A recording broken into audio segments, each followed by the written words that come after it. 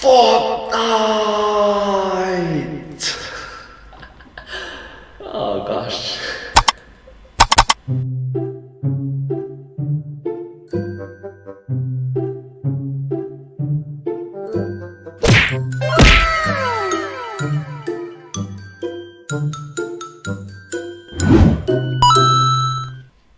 Hello everyone! Welcome to this video. In this video, I'll be reacting to one of the videos from the YouTube channel The Game Theorists. I'm a huge fan of their work and hope that you will like this video as well. This video is from the year 2018, so I think it's around 3 years ago, and it's about Fortnite! So yeah, hope that you like this video. Let's go! Sup fam, it's your boy again, and you know what time it is. Kami! Fortnite video time! And today I'm joined by my friends Drake and Ninja. That's seriously who these guys are, so putting their name in the title of this video is totally not clickbait! Drake and Ninja. So literally a Drake and literally a Ninja.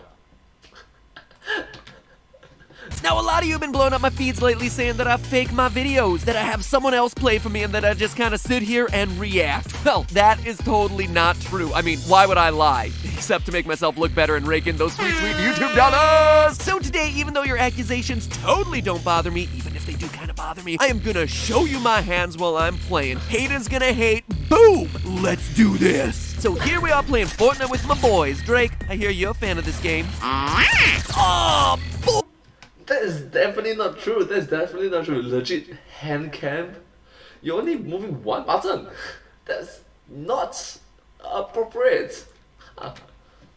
Boy, look at that sick kill. Wasn't that a sick kill I totally just got? Yo, Ninja, aren't you jealous of that kill? I hear you're pretty good at this game, but you know I'm better, right? And you can totally tell it's me playing because you can see my hands right now live in that upper right-hand corner. Yeah, Fortnite. Yeah. Cool. Huh, kind of bored of this game. Anyone want to strip? No? Alright, let's get Froyo. Froyo YOLO!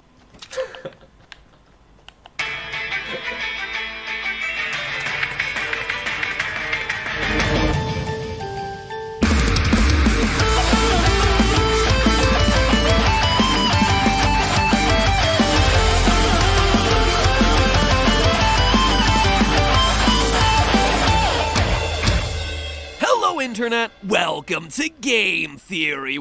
Hello. Where it is officially the end of Battle Royale week. So, Battle Royale week. Actually, I've done it with the echo voice. Battle Royale week. Oh gosh. It's a bit. Let's get back to Bumble. so far we've scientifically proven that the tilted tower meteor should have completely reinvented the Fortnite map, and we've disproven all that scaremongering around Battle Royale games causing kids to become more violent. But today, I wanted to ask an even more important question. Can I prove that there are positive effects to playing these sorts of games? Parents and news outlets often claim that video games are causing violent loners and social outcasts, but is that really true? I mean, games like Fortnite and PUBG are online with other people. Most players like to play with other friends, form teams. So can playing Battle Royale style games help make gamers more comfortable in social situations? Are they making you new friends? And most important, are they making you new friends? And yeah, I personally think that yes, it does. Especially when we are all stay at home and we can't go out much. Yeah. importantly of all, can I prove it with science? Since, you know, it'll make people more likely to believe what I'm saying. Again, I had the hypothesis that they are. My hypothesis here was that games like PUBG and Fortnite were actually helping gamers create new friend groups and making online gamers better socialized relative to others with similar personality traits. With that being said, let's see what the data showed. As a quick reminder to help figure this out, I asked you all to complete a survey. 330,000 of you responded from countries all over the world. The US, Canada, Spain, Brazil, you name it. Singapore! Yes, Singapore! Yeah.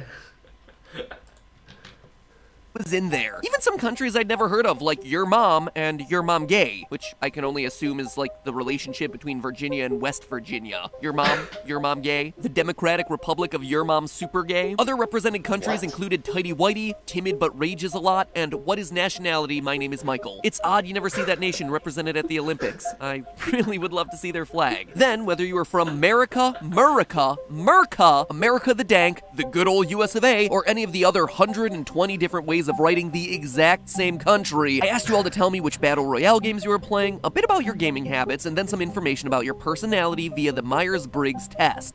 Myers-Briggs test, awesome. Which breaks down your core personality into one of 16 different categories. The first key finding was that regardless of whether I was talking about Fortniters, PUBGers, bothers, or neitherers, the distribution of personality type was largely the same. Nearly 25% of all responses fell into the INFP category, known as mediators. To let you know how unusual that is, only 4% of the population is that type, and yet here it was in the data, 25% of you guys responding, nearly twice the size of the next closest category was the mediator type. It's crazy! Now, mediator personalities are more often than not reserved and shy. That's where that shy guy.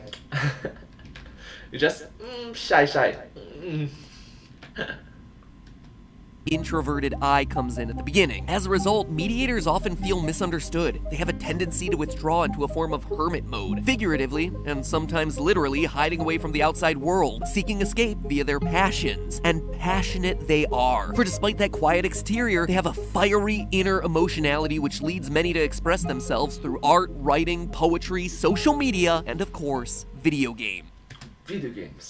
In a tight race for second place were the pattern-loving logicians, INTP, the 3% of the population who immerse themselves in debating ideas and theories, and the independent charismatic campaigners, ENFP, the 7% of the overall population who crave freedom and creativity, who still see life as a puzzle, but work through it via emotion rather than logical reasoning. So between those three types alone, you had nearly 165,000 of our total responses, about 50%. Wow. And yet, if you were to add those three types up as they appear in the outside world, it would only account for 14% of the worldwide population. It's crazy how the personality distribution of gamers can be so vastly different from the overall world population, right? Oh, and if you're wondering who's doing all that shouting over voice chat, it seems to be coming from a few bad eggs in the ESTP type, the entrepreneurs, described as the eye of the storm. Wow. The eye of the storm. Interesting. Type to leap before they look, the ones who lead a life of risk and the ones who are bluntly honest. According to the personality assessment, they tend to break the rules and live by their own moral compass, and based on our data, they're also the ones who are least likely to turn off voice chat by a huge margin, an enormous 66% choosing to keep it on. Compare that to the average for introverts at 44%, and the average across all extroverted personality types at 58%. Now, one thing that those personality stats showed was that while yes, Battle Royale games tend to attract more extroverts, there seems to still be a majority of quiet introverts playing these sorts of games. Our data gave it a 60-40 split. So were these players socially stronger than introverted players who specialized in other genres of game? If Battle Royale games were truly helping their players in not just the battle arena, but also the social arena, you would expect to see the numbers for both online and offline friendships increase with more exposure to Battle Royale style gaming. That's true. That argument is correct. It's understandable. Interesting though. For introverts and for extroverts. So back to the pivot tables I went to look at three groups. The Battle Royalers, who played both games, the Pub Nighters who played one or the other, and the iDubbers, the ones who would say, I don't usually Battle Royale. I don't usually Battle Royale. Not to be confused with mega fans of Content Cop. This time I moved away from the aggression and risk-taking questions from last episode and instead looked at a different series of responses. Ones where I asked about both online and offline friendships. How many close friends do you feel like you have? Do you consider people you meet online to be friends? Do you follow up with people you meet in a game over things like Discord or Skype? Over Discord or Skype? Yeah, this video did not age well. Zoom, just saying. Yay?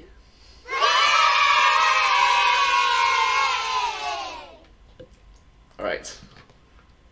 And across every single question, the more Battle Royale you played, the more likely you were to report higher levels of positive social activity and satisfaction. For example, when asked whether they had a lot of friends in the meat space, only 18% of iDubbers said that they had a lot of really close friends. That jumped up a full 10 points to 28% for pub nighters, and the hardcore Battle Royalers were at a whopping 35%. The same held true with online friends. When asked whether they follow up with people they've met through a game, only 33% of iDubbers said yes. That jumped up to 44% for pub nighters and a whopping 53% for Battle Royalers. It's a huge spread of a hugely positive influence. But again, there's a variable here that we have to account for. All this could just be the extroversion talking. After all, making new friends is going to be a lot easier for people with an extroverted personality trait. And in PUBG and Fortnite's team modes, communication is absolutely essential so that you can trap enemies in that perfect pincer, or to make—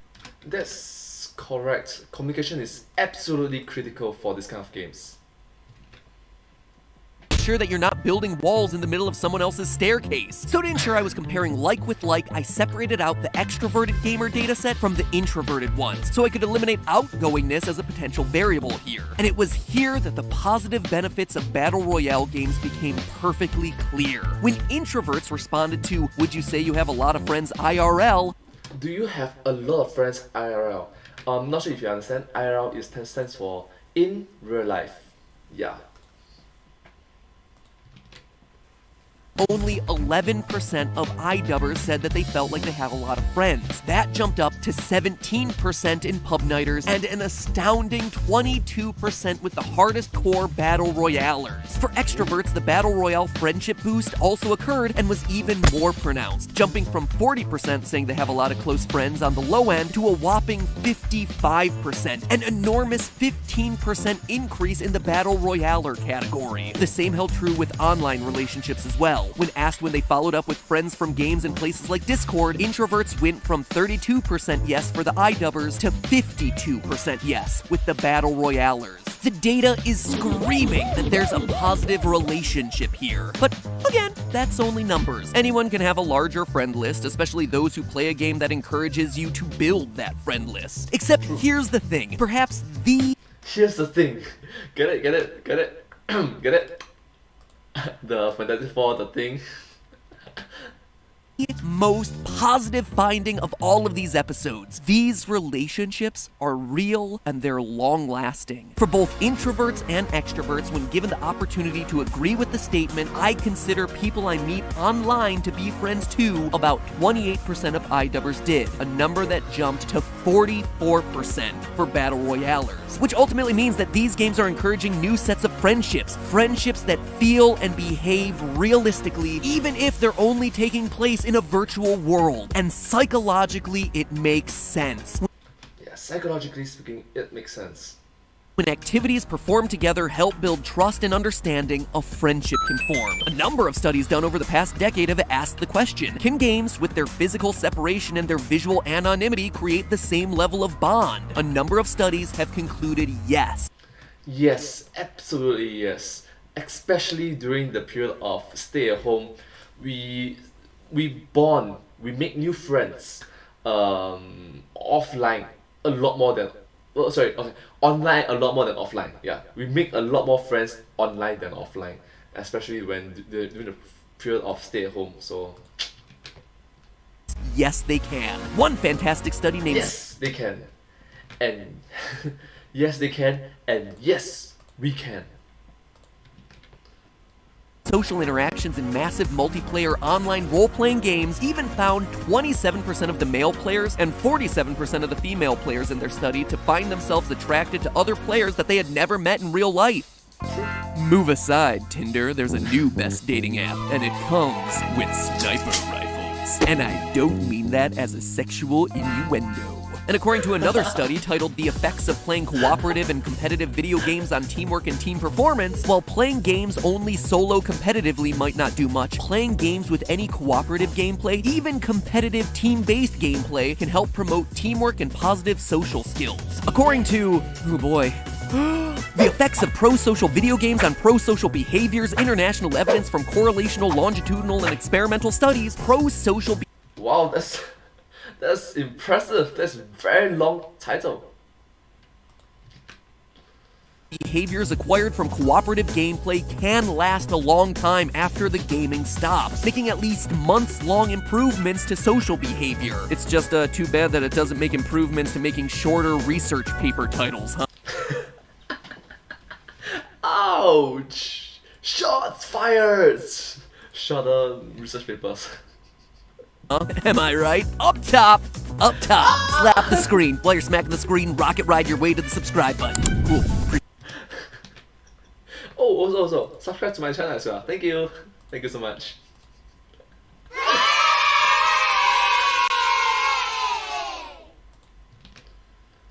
It. I feel accomplished now. So that's it. The numbers are clear. Battle Royale gaming not only doesn't cause increased levels of aggression, it's also helping gamers grow socially and find new friend groups. For those of you who are shy, the web is a perfect place to interact. According to a study of German internet users called Friendship in Online Gaming Among Emotionally Sensitive Gamers, shyness is usually caused by an excess of emotional sensitivity, often abbreviated Emotional sensitivity. Yes, those with excessive amounts of emotional sensitivity can often feel judged and stressed during in-person social interactions. Some of the separation that gaming provides, like physical anonymity, can help people with high ES communicate more clearly and comfortably, helping them develop attachments which are more difficult to make for them in person. This can do wonders to help someone who's normally unable to start building social skills at all.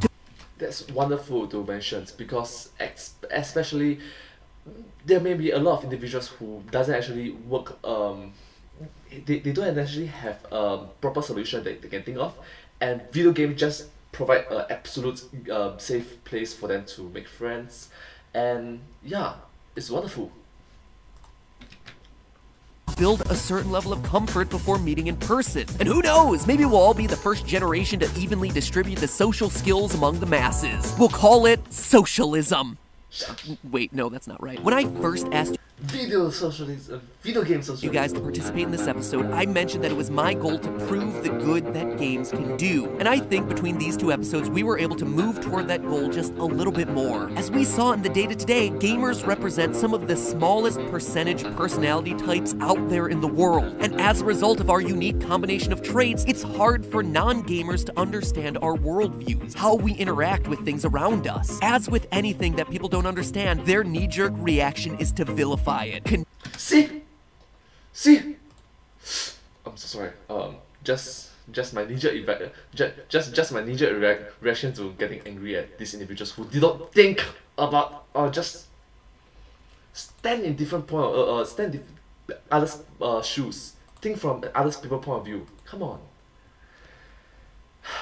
learn about them, understand about them. Damn it, try to make it into something scary because it's different. But just because it's different doesn't mean it's wrong.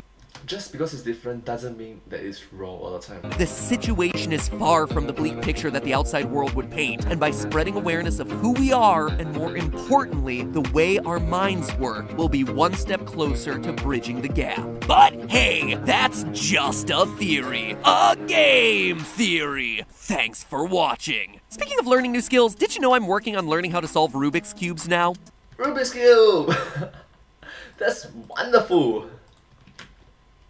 It's no joke. I've always been impressed by people who can do it, so I'm working on learning the strategies myself. As you can see, I've got a long way to go. I don't have a whole lot of time to practice, but I am getting better with the help of our partner for today's episode, Skillshare. Skillshare is an online learning community covering everything that you want to teach yourself. You want to teach yourself magic? It's in there. You want to learn some advanced tactics for streaming games online? It's in there. And since, as our data showed, there's a lot of INFPs out there watching, you want to learn how to be a better artist in everything from watercolors to pencil drawings to After Effects to custom GIFs to custom GIFs. There, and there. Remember when I kept talking about pivot tables in this episode and you were totally like, what the boots is a pivot table? Well, guess what? Skillshare's got you covered there too. So now you too can crunch huge amounts of data in an attempt to erase decades worth of stigma against gaming. Skillshare has thousands of classes available for you to watch and learn online. Higher quality videos than the type you're gonna find on YouTube, and definitely taught by experts in their their field, not some rando with a camera. It's also more affordable than most other learning platforms out there. An annual subscription to the service is less than $10 a month, getting you unlimited access to all their high-quality classes so you can do the work you love. And not only that, but the first 1,000 people to sign up right now with the link in the description will get their first 2 months for free. So take advantage of the offer and go to skl.sh/GameTheorists, or since that's really hard to type in, just click the link in the description below. As you saw, 330,000 people took that survey, so if you are even remotely interested in educating yourself through high-quality online videos, well then get in before those 1,000 free spots are taken. That's skl.sh/GameTheorists. Now, if you'll excuse me, something different than Fortnite and PUBG, though they will be back. I've got one last PUBG Fortnite theory in the works as we speak.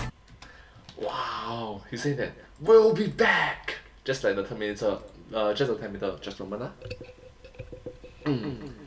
I'll be back. Oh my gosh. But that'll take a while. Next week, back to something scary. Alright. Thank you so much for watching this video. If you do like this video, please consider to watch some of their other videos as well from the YouTube channel, The Game Theorists. Yeah.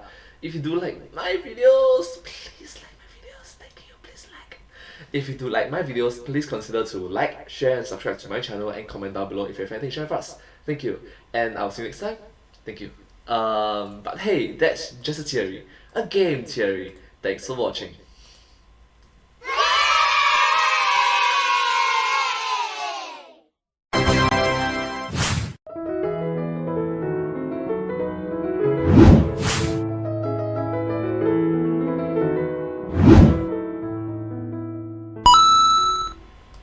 Video games! Like, share, subscribe, comment, follow. Thank you.